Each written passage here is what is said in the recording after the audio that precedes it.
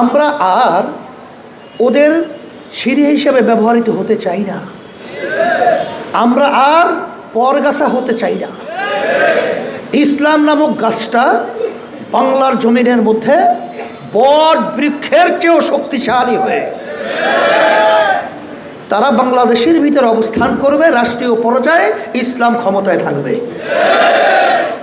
এই চিন্তার ব্যবধানতায় আজকে যদিও নাকি বিভিন্ন সময় আমাদেরকে সিল লাগানো হতো যে আমরা ভারতের দালাল, আওয়ামী লীগের দালাল, ওই বিএনপির দালাল, আসলে আমরা কারো দালাল নয়, আমরা হলে আল্লাহ এবং আল্লাহর রাসূলের দালাল। এইটা সবসময় পরিষ্কার মনে রাখতে হবে। আর বিশেষ করে যারা আসলে আমাদেরকে বিভিন্ন সময় এই তকমা লাগায়, আসলে তাদের ইতিহাস কিন্তু দালালি। এটা আমি ওইভাবে ব্যাখ্যা আর দেব না, আর দিতেও চাই না। তবে ইসলামী আন্দোলন বাংলাদেশ যে নিরেট দেশের জন্যে, মানবতার জন্যে, ইসলামের জন্যে আমরা যে রাজনীতি করি তার বাস্তবতা আপনাদের সামনে দেখাবো। 5ই আগস্ট, জুলাইয়ের কিছুদিন আপনারা দেখেছেন যখন আমাদের দেশের মেধাবী ছেলেগুলো তাদের ন্যায্য দাবি আদায়ের লক্ষ্যে তারা যখন আওয়াজ তুলেছিল, তখন আপনারা দেখেছেন যে ক্ষমতা লোভীরা, ফ্যাসিস্টরা আর আওয়ামী লীগ, তো আমি এখন পরিষ্কারই বলছি, এটা আসলে কিন্তু ভারতেরই সরকার ছিল। ব্যাখ্যা অত বেশি প্রয়োজন নাই, তবে শেষটা শোনাই।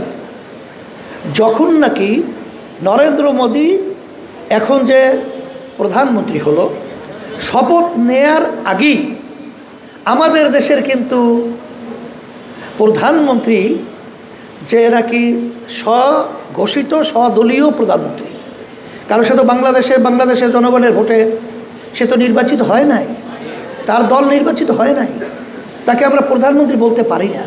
এই জন্য আমরা কখনোই বলি নাই, এই জন্য স্বঘোষিত বলছি, এবং দলীয় প্রধানমন্ত্রী তারা বলছে। শপথ নেওয়ার আগে সে চলে গেছে ভারতে যাওয়ার পরে আপনারা দেখেছেন 10টার মতো চুক্তি করেছে, যেটা তারা পরে ব্যাখ্যা দেয় হাসান মাহমুদ সহ সমঝোতা স্বাক্ষর। আমাদের বাংলাদেশের জনগণ জানে না, সংসদ জানে না। সেই 10টা চুক্তির মধ্যে আমরা ভালো করে পর্যালোচনা করে দেখেছি, একটা চুক্তিও বাংলাদেশের ছোট থেকে ছোট কোনো স্বার্থের জন্য হয় না। প্রতিটা চুক্তি হয়েছে ভারতের স্বার্থের জন্য। আল্লাহ হেফাজত করেছেন। আজকে যদি চুক্তি বাস্তবায়ন হতো, আজকে তো আমাদের বাংলাদেশ থাকতো ভারতের একটা অঙ্গরাজ্য, বাস্তবে প্রমাণ হয়ে যেত। তারা বলে ট্রানজিট কাকে বলে? এক দেশ থেকে অন্য দেশে ঢোকে পরবর্তী দেশে যাওয়ার জন্যে। এই মাঝখানে অন্য দেশে ঢুকছে, এটাকে ট্রানজিট বলা হয়। এটা আন্তর্জাতিকভাবে এটা বৈধ। কিন্তু তারা তো ট্রানজিট দেয় নাই। প্রায় 200-250 কিলোমিটার ভারতের সাথে যে চুক্তি করেছে, এটা তো কোনো ট্রানজিট, এটা করিডোর। অর্থাৎ তার দেশে অনেক কষ্ট, অনেক খরচ করে অন্য জায়গায় যেতে হয়, সেখানে আমাদের দেশটা ব্যবহার করলে তাদের দেশে যেতে সুবিধা হয়। এই করিডোর, কারণ যেখানে ঢোকার রাস্তা দেখিয়েছে, এরপরে অন্য দেশে ঢোকার কোনো রাস্তা নেই। তাহলে করিডোর দিল 200-250 কিলোমিটার, কিন্তু আমাদের ভারত হয়ে পাশেই নেপাল, অন্য যে ভুটান, এই রাষ্ট্রগুলো পৌঁছার জন্য 17 থেকে 18 কিলোমিটার মাত্র রাস্তা ট্রানজিট। আমরা বারবার বাংলার মানুষ, বাংলাদেশের সরকার, আমাদের বাংলাদেশের জনগণ ভারতের কাছে চাওয়ার পরেও অদ্যবধি পর্যন্ত সেই 17-18 কিলোমিটার রাস্তা ট্রানজিট আমাদেরকে দেয় নাই। কিন্তু কোনো কথা নাই, 200-250 কিলোমিটার রাস্তা তারা করিডোর দিয়ে দিল। তাদের গাড়ি ঢুকবে, বাংলাদেশের কেউ খবরও রাখতে পারবে না, তাদের সেনাবাহিনী পাহারা দেবে, কি যায় কি নেয়, কি আসা যাওয়া করে। মোরাদের একটা মগের মূল্য পেয়েছে আমাদের দেশে।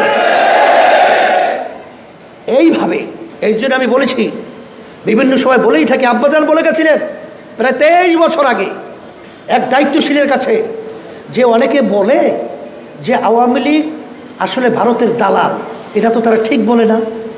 আসলে আওয়ামী লীগ হলো ভারতেরই সরকার। তা সেই হিসেবে আমি অত ব্যাখ্যা দেব না, কারণ শেষ 5ই আগস্টে আপনারা দেখেছেন আমাদের বাংলাদেশের যে প্রধানমন্ত্রী শেখ হাসিনা আসছিল কোথার থেকে? ভারত থেকে। কোথা থেকে গেল? কোথায়? এবং তাদের দোসররা কোথায়? আচ্ছা, তো এবার নতুনভাবে তার বোঝানোর দরকার হয় না। এরপর আমার আওয়ামী লীগ ভাইদেরকে বলবো, যারা দেশকে ভালোবাসেন, যারা মানবতাকে ভালোবাসেন, যারা ইসলামকে ভালোবাসেন, তাদেরকে আমি পরিষ্কার বলছি, যেই নেতা আপনাদেরকে গুলির মুখে, ফাঁসির মুখে এবং বিভিন্ন সমস্যার মুখে ফালিয়ে যারা নাকি টুন দিয়ে হেলিকপ্টার উড়ে আবার সেই তাদের দেশে দেখা যায়, সেই দেশে আওয়ামী লীগ কখনোই তাদেরকে নেতা মানতে পারে না।